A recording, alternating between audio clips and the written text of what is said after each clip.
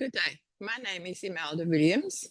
With this presentation, I'm going to briefly introduce you to the iSAP case, and this case is concerned with an ankle injury. Monash University recognizes that its Australian campuses are located on the unceded lands of the Kulin Nations and pays its respects to their elders past and present.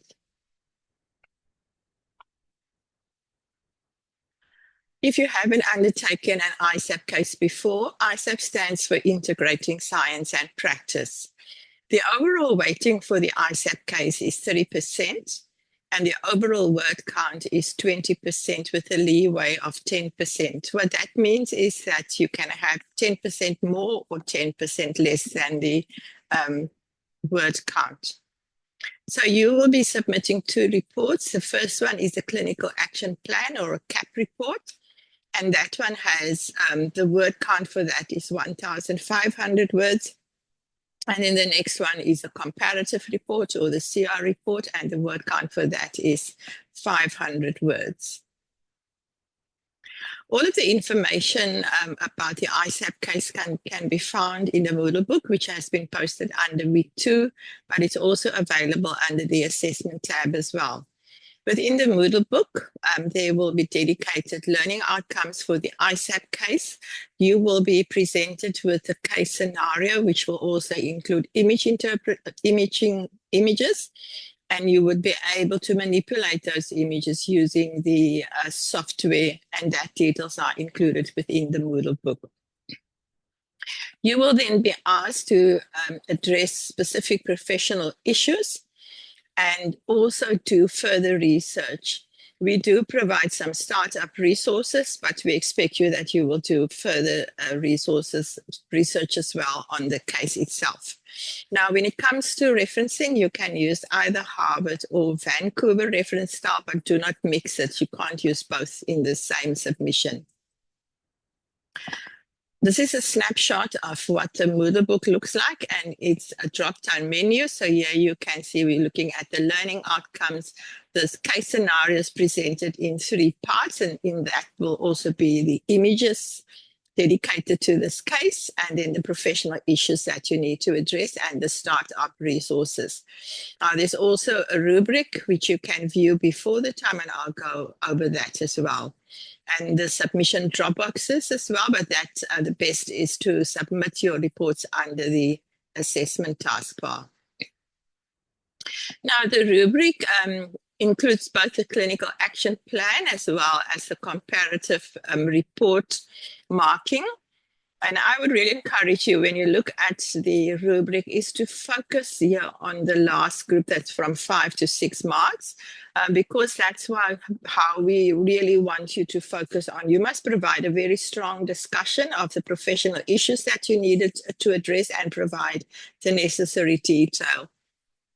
And then the quality of your action plan, how you have actually applied your action plan to the clinical scenarios. And then within the CAP reports, the resources, the references that you have utilized, and have you used the relevant resources that's specific to this case as well. Now, for the comparative report, once you submit your clinical action plan, you will receive an expert report. And then for the comparative report, you need to compare and contrast your CAP report with that of the expert report. You can write up the comparative report under bullet points, so also identify learning outcomes that you have achieved through this case. And then quite importantly is what impact this knowledge will have on your future practice. Now, not everybody is a radiographer, although the case is radiography centered. You need to think about how in your own profession you could use this information that you've learned through the iSAP case. The deadline for the action plan is on Friday, the 5th of September at 5 to 12. And then there's an integrated assignment Dropbox. And what it means with integrated assignment Dropbox is that your report goes straight into a matching software, which is called Turnitin, to determine if there's any signs of plagiarism. Once you have submitted your CAP report and once the deadline has been reached, so at midnight on the 6th of September, the expert report becomes available. And then the deadline for the comparative report is on Friday, the 12th of September, also again at 5 to midnight. I've just given you a snapshot of what the under the assessment taskbar, you'll be able to see the CAP report Dropbox, you'll be able to see the comparative report Dropbox, and then also the expert report, and you will see when those will become available. So with the comparative report, note that the expert report is quite comprehensive and not subjected to a word count. So don't think the expert report must also adhere to 1,500. So you need to use this opportunity to reflect on your CAP report by comparing your CAP to the expert's report. And then as mentioned, provide your feedback in a logical manner.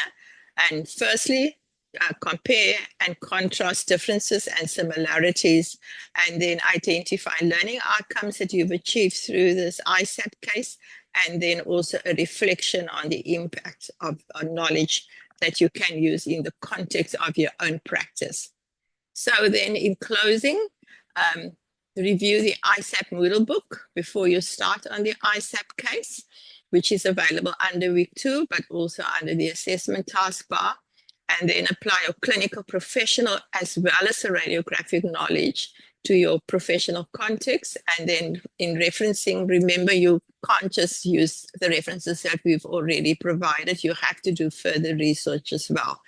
And as always, if you have any questions, please feel free to contact either myself or Tony or both of us. Thank you.